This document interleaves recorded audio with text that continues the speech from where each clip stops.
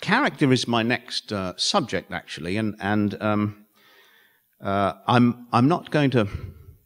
There are many people in this room who know how to create characters, and I'm not going to talk about how to create characters. What I want to say is that the bottom line, where a character is concerned, is how the reader feels about the character. The reader must have emotions about the character, of admiration. The reader must share the character's aspirations and fears, or if he's a bad guy, it's fine if the reader hates him. The only thing we can't deal with is indifference. The reader must love or hate the character.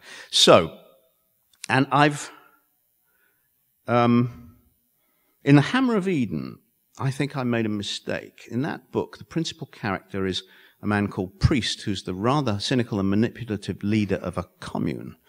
And you don't like him. And he's on stage too much. There is an FBI agent, a woman who you do like, who's really the hero of the story. But I kind of got too interested in this character, Priest, and I put him in the book too much. And he's not likable, and I think it's a fault with the book. So there's a confession.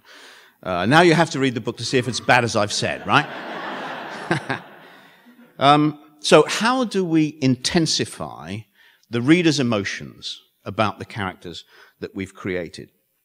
I usually surround the hero with a family.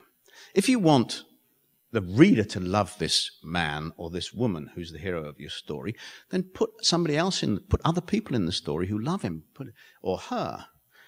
They have parents, maybe they have children, they have brothers and sisters who think that the hero is great and love him and worry about him or her, yet become anxious. Is he in danger? What's he doing? Why is he doing this?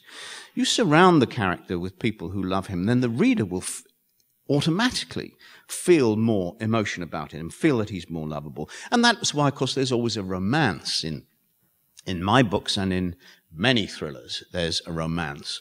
You put, let's say we have a male hero, to save me saying him and her all the time. I've had many female heroes, but let's say we have a male hero. If there's a woman in the story who loves him, adores him, thinks he's just the best man she's ever come across, we're really intensifying now the reader's feelings about this guy. The reader has even more reason not to want him to get killed or to lose this battle or to be kidnapped or whatever it is.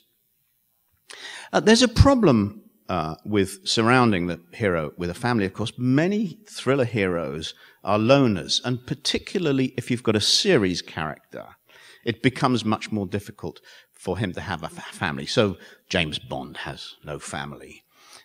Jack Reacher, who is today's James Bond in the Lee Child novels, Jack Reacher has no family. He's a loner. But in those stories, you'll notice that there's always a secondary character who just comes in for one book, who becomes the emotional focus.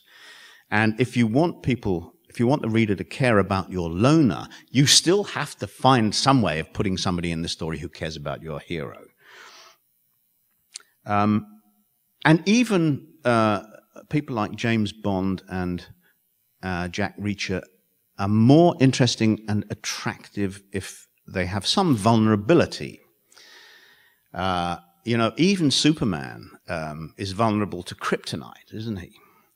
And all of our wonderful, tough, brilliant heroes need to have some form of kryptonite.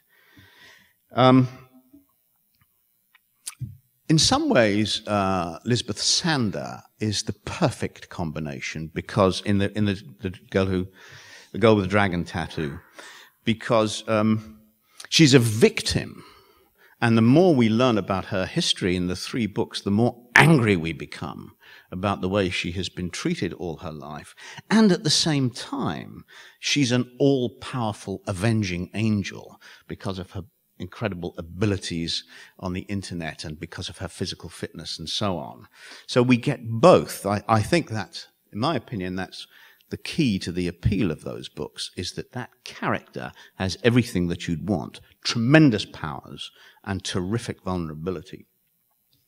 So there are 3 things that we can do to intensify the reader's feelings about the characters. We can give the character vulnerability, we can give the character a romance, and we can give the character a family.